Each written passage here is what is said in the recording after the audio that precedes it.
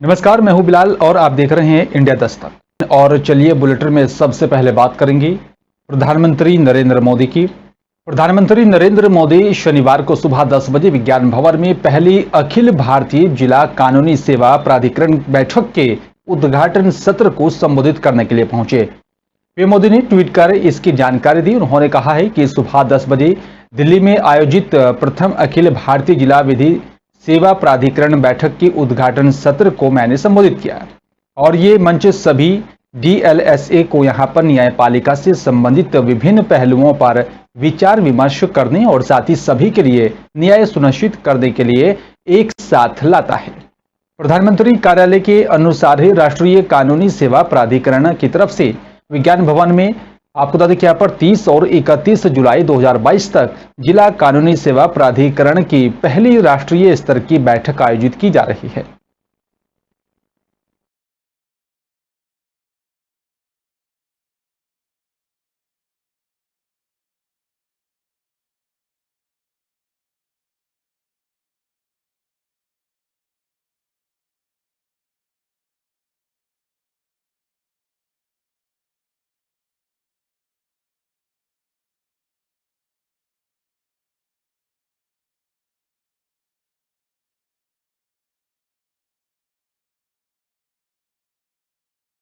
और चलिए बात अब अगली खबर की करेंगे। आपको बता दें कि गढ़वाल में बद्रीनाथ के विधायक रहे बीजेपी के राष्ट्रीय आपको बता दें कि यहाँ पे एक वरिष्ठ नेता महेंद्र प्रसाद भट्ट बने बीजेपी के प्रदेश अध्यक्ष। उनको बनाया गया।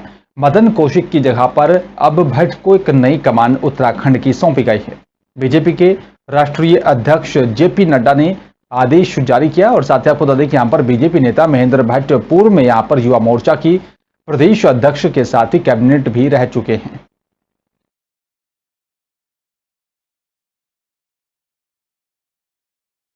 और चलिए बात करेंगे अगली खबर की। आपको बता दें कि यहाँ पर राष्ट्रपति द्रौपदी मुर्मू पर कांग्रेस सांसद अधीर रंजन चौधरी की तरफ से अमर्यादित टिप्पणी किए जाने से देश भर में कांग्रेस की जमकर आलोचना हो रही है। इस मसले पर उत्तराखंड नेता प्रतिपक्ष यशपाल आर्य का कहना है कि यहाँ पर अधीर रंजन चौधरी की तरफ से माफी मांग ली गई है। इसके बावजूद भी बीजेपी के लोग बेवजह बवंडर बनाकर देश का माहौल खराब करने की कोशिश कर रहे हैं। साथ ही हरिद्वार में पंचायत चुनाव में हुई आरक्षण पर भी सवाल खड़े किए। कहा कि आरक्षण में भी यहां पर सरकार की तरफ से हेराफेरी की गई है। सामान्य सीटों पर आरक्षित कर दिया गया, आरक्षितों को यहां पर सामान्य कर दिया गया और साथ ही कांग्रेस भी यहां पर चुनाव को लेकर पूरी तरह से तैयार है।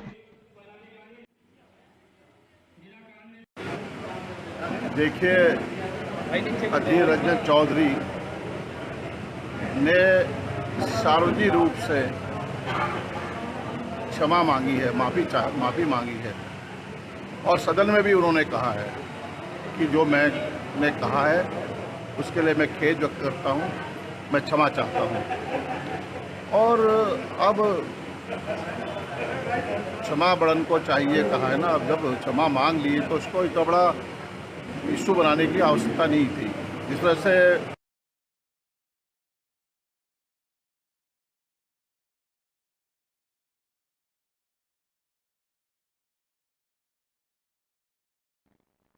और चलिए बात अब चमोली की करेंगे। आपको बता दें कि चमोली में लामगढ़ में अब बता दें कि यहां पर भारी बारिश के चलते लामगढ़ नाला और कचोड़ा नाला में बद्रीनाथ हाईवे बीते दिन से बंद है।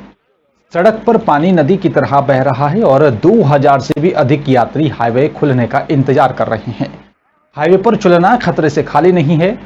एसडीआरएफ की टीम लगातार फंसे यात्रियों और साथ ही स्थानीय लोगों को इस नाले से सुरक्षित निकाल रही है। टीम ने 50 लोगों का रेस्क्यू कर नाले से पार करवाया। और आपको बता दें बद्रीनाथ हाईवे पर बीती शाम 5 बजे से बारिश के दौरान बताया जा रहा है यहाँ पर खचड़ा नाला और साथ ही लामगढ़ नाला उफान पर आ गया है। इससे लामगढ़ में यहाँ पर 10 मीटर साथ ही खचड़ा नाला में यहाँ पर 5 मीटर हाईवे का हिस्सा भी बह गया और इससे हाईवे के दोनों ओर 2000 से भी अधिक यात्री फंस गए हैं। बारिश से यहाँ पर आपको बता दें कीर्तिनगर प्रखंड की जखंड गांव में भी ग्रामीण मकानी देवी के यहाँ पर घर की छत टूट गई है। गनीमत यह रही कि यहाँ पर परिवार के सदस्य दूसरे घर में रह रहे थे और जिससे एक बड़ा हादसा होने से टल गया है।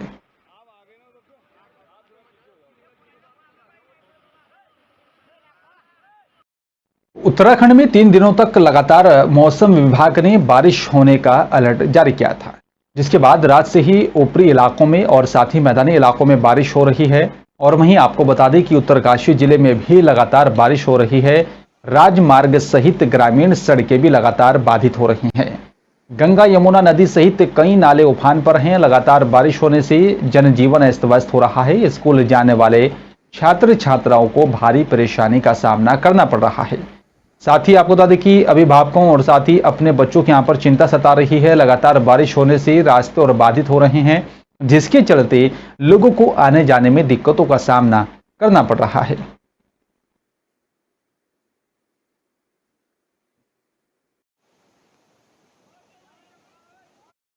और उत्तराखंड में मौसम विभाग ने जो 3 दिनों तक भारी बारिश का अलर्ट जारी किया था, वो सही साबित हो रहा है, जिसके बाद से ही रात से बताया जा रहा है कि लगातार ऊपरी और साथ ही मैदानी इलाकों में जमकर बारिश हो रही है। बात अगर हरिद्वार जिले की जाए तो यहां पर भी मौसम विभाग की भविष्यवाणी सही साबित हुई है। लक्सर और साथ ही हरिद्वार देहात में देर रात से ही लगातार बारिश का सिलसिला जारी है। आपको बता दें कि यहाँ पर तापमान में गिरावट दर्ज की गई है और कई दिनों से लगातार हल्की उमस और साथ ही गर्मी से लोगों को राहत मिली है, जिसके बाद बारिश होने से लोगों को गर्मी से राहत मिलती हुई दिखाई दे रही है। साथ ही आपको बता दें कि किसानों की धान और गन्ने की फसल के लिए भी ये बारिश काफी लाभदायक साबित होगी। उत्तराखंड में 3 दिनों तक भारी बारिश का अलर्ट जारी किया गया है, जिसको लेकर कई इलाकों में बारिश लगातार जारी है।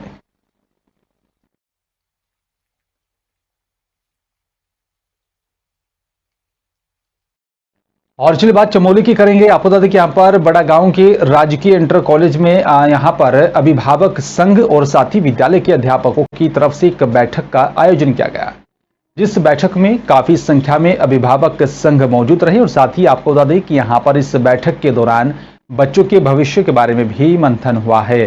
गौरतलब है कि यहाँ पर बैठक के दौरान अध्यापकों ने अभिभावकों से निवेदन किया कि वे अपने बच्चों को विद्यालय में मोबाइल जैसी चीज को लाने ना दिया जाए। और अध्यापकों ने कहा है कि यहाँ पर अगर किसी भी बच्चे के पास विद्यालय में मोबाइल जैसी चीज बरामद होती है तो विद्यालय उस बच्चे का मोबाइल तुरंत ही जब्त कर लेगा। आपको बता दें कि इस बार जो है बड़ा गांव में यहाँ पर राजकीय इंटर कॉलेज में पढ़ने वाले 12वीं क्लास की छात्रों ने परीक्षा के दौरान पूरे जोशीमठ ब्लॉक के अंतर्गत एक बहुत ही बड़ा रिकॉर्ड बनाया।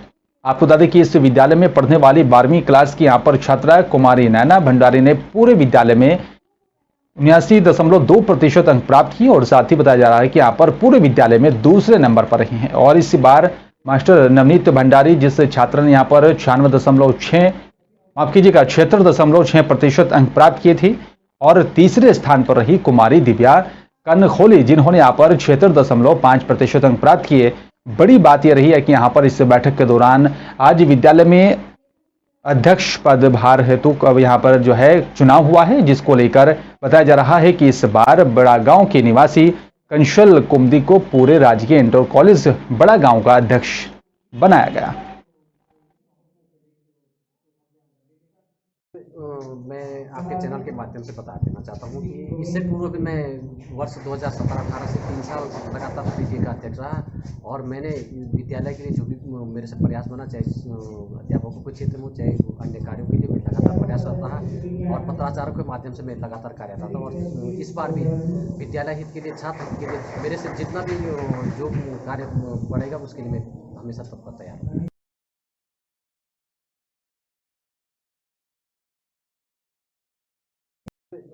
मैं आपके चैनल के माध्यम से बता देना चाहता हूँ कि इससे पूर्व भी मैं वर्ष 2017-18 से 3 साल लगातार पीटीए का अध्यक्ष रहा और मैंने विद्यालय के लिए जो भी मेरे से प्रयास बना, चाहे अध्यापकों के क्षेत्र में चाहे अन्य कार्यों के लिए मैं लगातार प्रयासरत रहा और पत्राचारों के माध्यम से मैं लगातार कार्यरत था। और इस बार भी विद्यालय हित के लिए, छात्र हित के लिए मेरे से जितना भी जो कार्य बढ़ेगा उसके लिए मैं हमेशा तत्पर तैयार हूँ।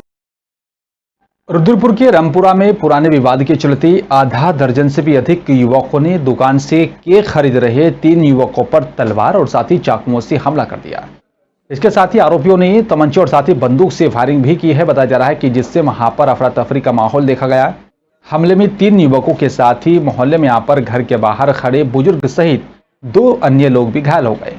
5 घायलों में से 3 लोगों को छर्रे भी लगे हैं। बताया जा रहा है कि सूचना पर पहुंची पुलिस घायलों को एम्बुलेंस से जिला अस्पताल ले गई और यहां पर उनका इलाज चल रहा है। सीओ सिटी ने अस्पताल पहुंचकर घायलों से घटना की जानकारी ली। उन्होंने बताया कि यहां पर लड़कों के 2 गुटों में रंजिश चल रही है, जिसके चलते ये घटना हुई है।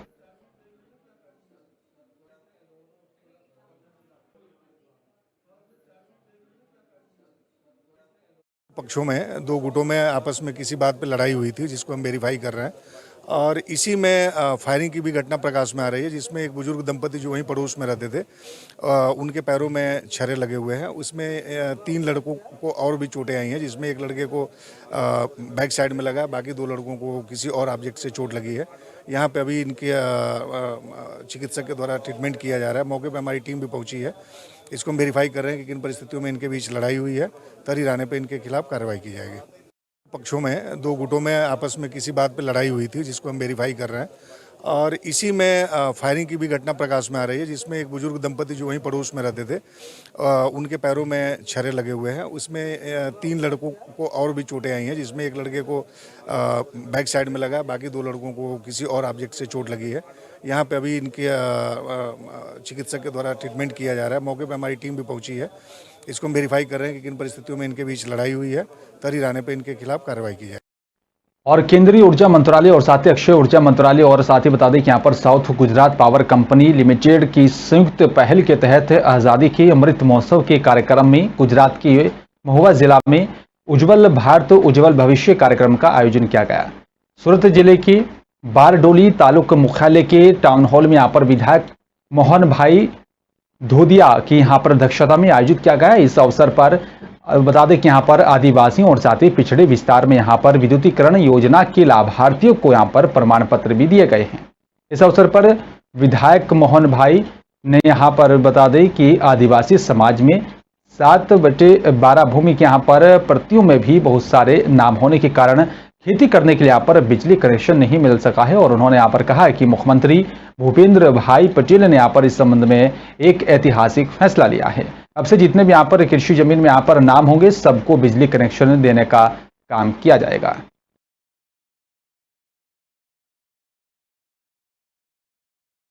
और सूरत की कौशल विकास राज्य सरकार की कौशल्य द स्किल यूनिवर्सिटी के यहाँ पर सहयोग में बता दें कि उत्सव हॉल हजीरा में श्रम कौशल विकास और साथ ही AMINS इंडिया की एकेडमी फॉर स्किल डेवलपमेंट एक संयुक्त पहल के रूप में अकादमी में 3 डिग्री पाठ्यक्रम शुरू करेंगे।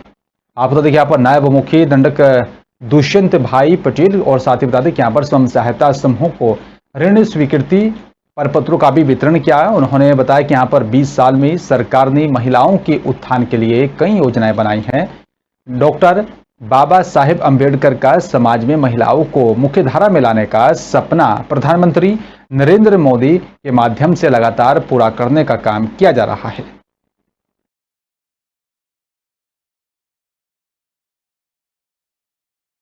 और फिलहाल इस बुलेटिन में मेरे साथ सिर्फ इतना ही। नमस्कार।